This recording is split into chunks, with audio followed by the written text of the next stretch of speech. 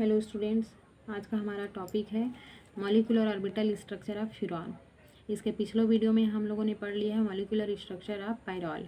आज हम लोग देखेंगे क्या मॉलिक्यूलर, इस वीडियो में molecular orbital structure of furan देखेंगे। ठीक है, फ्यूरॉन का क्या होता है स्ट्रक्चर, ये स्ट्रक्चर होता है पेंटा संरचना होता है ना, पेंटा रिंग संरचना और एक ऑक्सीजन जुड़ी हुई होती है। ठीक है, जिसके ऊपर एक लोन पेयर होता है। ठीक, अब देखो इसमें भी क्या करेंगे, कार्बन है, कार्बन का इलेक्ट्रॉनिक कॉन्फ़िगरेशन करोगे जैसा उसमें किए हैं हम लोग, सेम इसमें भी रहेगी। फिर इसमें एक अदर चीज़ क्या आ गया है, इसमें पायरॉल में नाइट्रोजन था, इसमें क्या है ऑक्सीजन है। बेंजीन में क्या था, हाइड्रोजन था, है ना। देखो ऑक्सीजन है, कार्बन का जब करोगे तो जैसा हम लोग अभी तक करते आ रहे हैं कार्बन का बाकी में भी सेम सेम वही रहेगा, है ना, कुछ परिवर्तन नहीं होगा उसमें।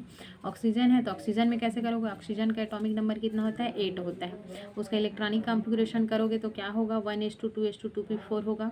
इलेक्ट्रॉन को फिलअप कर दो, 1 2 है तो 2 2 है तो 2 4 है तो 1 2 3 और ये 4 ग्राउंड स्टेट है। जब एक्साइटेड स्टेट में जाते हैं तो एक्साइटेड स्टेट में जाते हैं तो क्या होता है, देखो अब यहाँ पे ये नहीं होगा ना भाई, क्या नहीं होगा, ये एस का उठ करके इधर जाएगा, ऐसे नहीं होगा। यहाँ पे जो पी का एक इलेक्ट्रॉन दिख रहा है, ये पी का ही इलेक्ट्रॉन एक्साइटेड होगा और एक्साइटेड होकर के इस वाले में चला जाएगा। क्लियर है। अब देखो यहाँ से ये जो पी दिख रहा है 2p(x) 2py और s तीनों क्या होंगे, हाइब्रिड होंगे। समझ रहे हो, हाइब्रिड होंगे तो ये क्या बनाएगा, sp2 हाइब्रिडाइजेशन होगा। क्लियर है।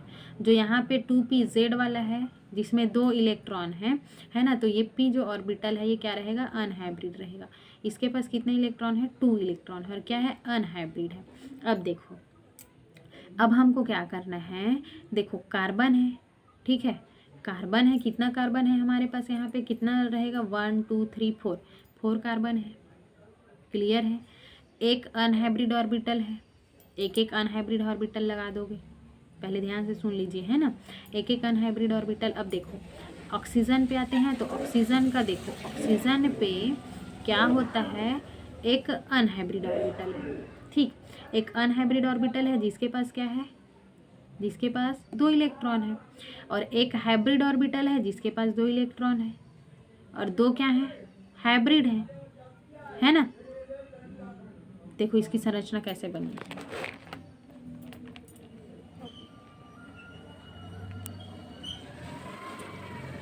ये दिख रही है, कार्बन 4, सबके पास क्या है, एक एक अनहाइब्रिड ऑर्बिटल। अब देखो ऑक्सीजन के पास एक अनहाइब्रिड ऑर्बिटल है जिसके ऊपर 2 इलेक्ट्रॉन है। एक जो है हाइब्रिड है जिसके पास भी 2 इलेक्ट्रॉन है, तो ये 2 इलेक्ट्रॉन आ गया।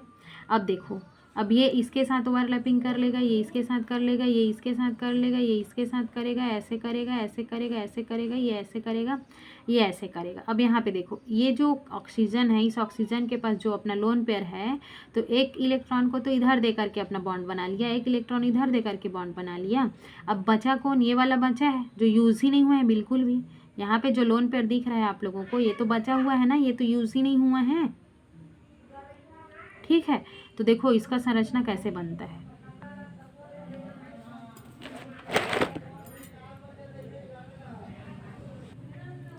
अब क्या हुआ है, जो एक लोन पेयर जो बच गया था लोन पेयर, वो तो यूज़ ही नहीं हुआ था, तो वो लोन पेयर के ऊपर आ जाए, मतलब लोन पेयर के रूप में वो उपस्थित ही रहेगी, है ना, वो कहीं नहीं जाएगी। देखो इसके पास एक्स्ट्रा इलेक्ट्रॉन है, ये बेसिक नेचर का होता है। एक लोन पेयर दिख रहा है मतलब इसके पास एक एक्स्ट्रा इलेक्ट्रॉन है, बेसिक नेचर का होता है। दूसरा, 2 हाइब्रिड इलेक्ट्रॉन है जो बॉन्डिंग में पार्टिसिपेट नहीं करता है। ठीक है, लोन पेयर की वजह से बेसिक नेचर शो करता है। अब इसका हम लोग देखते हैं रेजोनेटिंग स्ट्रक्चर। जैसे हम लोग किस में देखे हैं, पायरॉल में रेजोनेटिंग स्ट्रक्चर देखे हैं, वैसे ही इसमें इसका भी रेजोनेटिंग स्ट्रक्चर देखे हैं। देखो ये है सबसे फर्स्ट, ये अपना लोन पेयर क्या करेगा, इधर दे देगा, डबल बॉन्ड उठ करके यहाँ पे आ जाएगा, इसके ऊपर आ जाएगा क्या, पॉजिटिव चार्ज, यहाँ पे हो जाएगा डबल बॉन्ड, और ये अपना दे रहा है यहाँ पे, तो यहाँ पे क्या आ जाएगा, लोन पेयर आ जाएगा। ठीक है, आगे देखो, आगे में क्या होगा, ये लोन पेयर अपना यहाँ पे दे देगा, डबल बॉन्ड को यहाँ दे देगा, तो यहाँ पे क्या आ जाएगा, यहाँ पे क्या आ जाएगा, लोन पेयर आ जाएगा, यहाँ पे आ जाएगा क्या, डबल बॉन्ड आ जाएगा। नेक्स्ट स्टेप में जब जाओगे तो नेक्स्ट स्टेप में क्या होगा, ये लोन पेयर था, ये यहाँ दे देगा, तो यहाँ पे हो जाएगा डबल बॉन्ड, यहाँ पे बॉन्ड है तो इसको दे देगा, तो यहाँ पे आ जाएगा क्या, लोन पेयर। क्लियर है। और ये वाला जो बॉन्ड है तो ये इधर दिया, ये लोन पेयर था तो यहाँ पे हो जाएगा अपना डबल बॉन्ड। तो देखो यहाँ पे कैसे होगा, ये लोन पेयर उठेगा, यहाँ पे लोन पेयर आ जाएगा, मतलब डबल बॉन्ड उठेगा। यहाँ पे डबल बॉन्ड है, ये लोन पेयर दिख रहा है, ये यहाँ आ जाएगा तो यहाँ पे हो जाएगा डबल बॉन्ड। इस तरीके से हमको जो फ्यूरॉन है, फ्यूरॉन का भी 5 रेजोनेटिंग संरचना प्राप्त होती है। ठीक है, समझ आया? तो सबका आप लोगों को रेजोनेटिंग संरचना बनाते जाना है, कुछ नहीं करना है, बस आप लोगों को वहाँ पे जो लोन पेयर दिख रहा है, बॉन्ड दिख रहा है, उसको क्या कराना है, डिलोकेलाइज कराते जाना है। ठीक है, क्लियर है? अब हम लोग नेक्स्ट वीडियो में देखते हैं क्या, मॉलिक्यूलर स्ट्रक्चर ऑफ थियोफिन। जैसे हम लोग इन लोग का देखे सेम, वैसे ही हमारा क्या है, थियोफिन का भी रहेगा। ठीक है,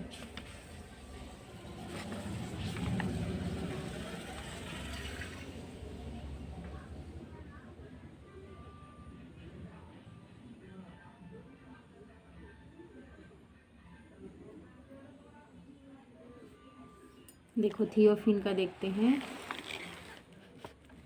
मॉलिक्यूलर स्ट्रक्चर ऑफ थियोफिन। ठीक है, इसमें क्या होगा, देखो एक सल्फर है, बाकी कार्बन है, 4 है ना। कार्बन का इलेक्ट्रॉनिक कॉन्फ़िगरेशन करोगे 1s2 2s2 2p2, यही होगा, जैसा है वैसे ही रहेगा। ग्राउंड स्टेट में जब जाओगे तो एक्साइटेड होकर के इलेक्ट्रॉन यहाँ से उठ करके यहाँ पे आ जाएगा। सल्फर है, सल्फर का इलेक्ट्रॉनिक कॉन्फ़िगरेशन, इलेक्ट्रॉनिक नंबर कितना होता है, 16 होता है। इलेक्ट्रॉनिक कॉन्फ़िगरेशन करोगे 1s2 2s2 2p6 3s2 3p4 होगा। लास्ट को आप लोगों को देखना है 3s और 3p4 को, है ना। तो देखो इसमें 2 इलेक्ट्रॉन है, इसमें कितना है, 4 इलेक्ट्रॉन है। अब देखो ये वाला जो इलेक्ट्रॉन है एक्साइटेड होगा, एक्साइटेड होकर के यहाँ पे चला जाएगा। ठीक है, तो हो गया, यहाँ पे आ गया। अब देखो ये एस का और पी का 2 इलेक्ट्रॉन, दोनों क्या होंगे, हाइब्रिड होंगे, और हाइब्रिड होकर के sp2 हाइब्रिडाइजेशन बन कर लेंगे, है ना। यहाँ पे जो आखिरी में, ये आखिरी सेल में इलेक्ट्रॉन, आखिरी ऑर्बिटल में इलेक्ट्रॉन दिख रहा है, वो क्या रहेगा, अनहाइब्रिड रहेगा। अनहाइब्रिड ऑर्बिटल है ये वाला ऑर्बिटल, यहाँ पे कितने इलेक्ट्रॉन है, 2 इलेक्ट्रॉन है। अब क्या करोगे, देखो कार्बन है, कार्बन के पास तो एक एक क्या है, अनहाइब्रिड ऑर्बिटल है। वो अनहाइब्रिड ऑर्बिटल को क्या करोगे, जैसा हम लोग बाकी में करते आ रहे हैं, बनाते आ रहे हैं, सेम इसमें भी वैसे ही बनाना है ना। तो इसमें बनाओगे तो देखो स्ट्रक्चर कैसे बनेगी।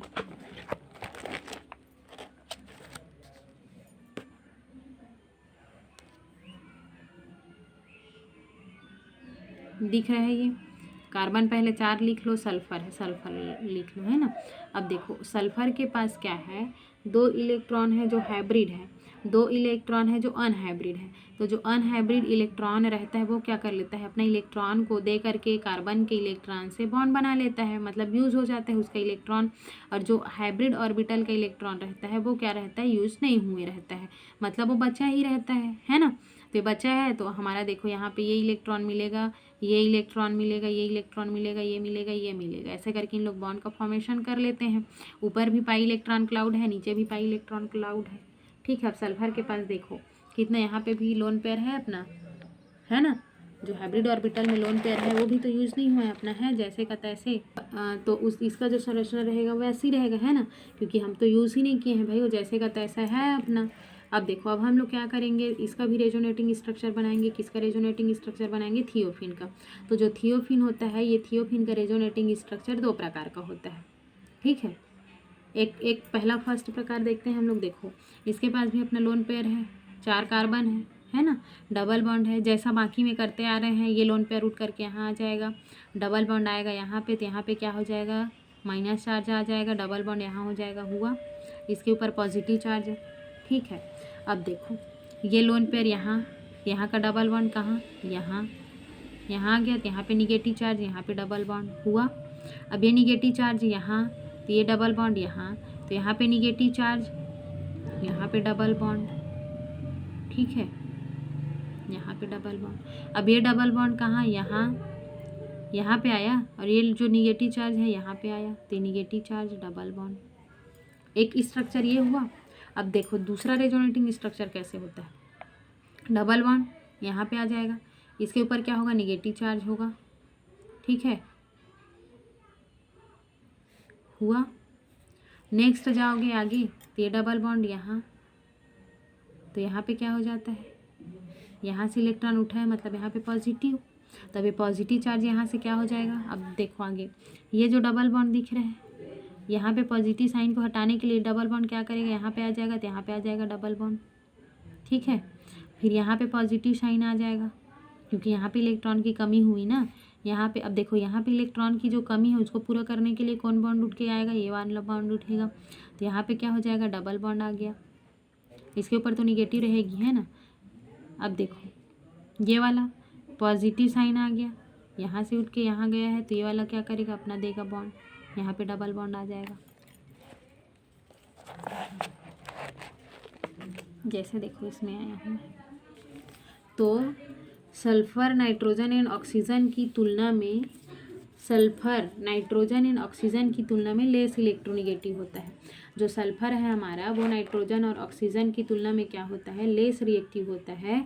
लेस इलेक्ट्रोनिगेटिव होने के कारण 3d ऑर्बिटल यूज़ करता है, इसलिए इसे डी ऑर्बिटल रेजोनेंस भी बोलते हैं, ठीक है। जो एस है हमारा, सल्फर है हमारा, वो नाइट्रोजन और ऑक्सीजन की तुलना में क्या होता है, लेस इलेक्ट्रोनिगेटिव होता है ना। और लेस इलेक्ट्रोनिगेटिव होने के कारण 3d ऑर्बिटल यूज़ करता है, मतलब एकदम इलेक्ट्रॉन को किसी और से ले नहीं पाता है, तो अपना 3d ऑर्बिटल यूज़ कर लेता है, जैसे इसमें कर रहा है ना। तो इसलिए इसको हम लोग क्या बोलते हैं, डी ऑर्बिटल रेजोनेंस भी बोलते हैं। किसको, सल्फर को, ठीक है। तो ये था हमारा molecular structure of thiophene and molecular structure of furan, ठीक है। क्लियर है यहाँ तक। अब हम लोग नेक्स्ट वीडियो में नेक्स्ट टॉपिक देखते हैं।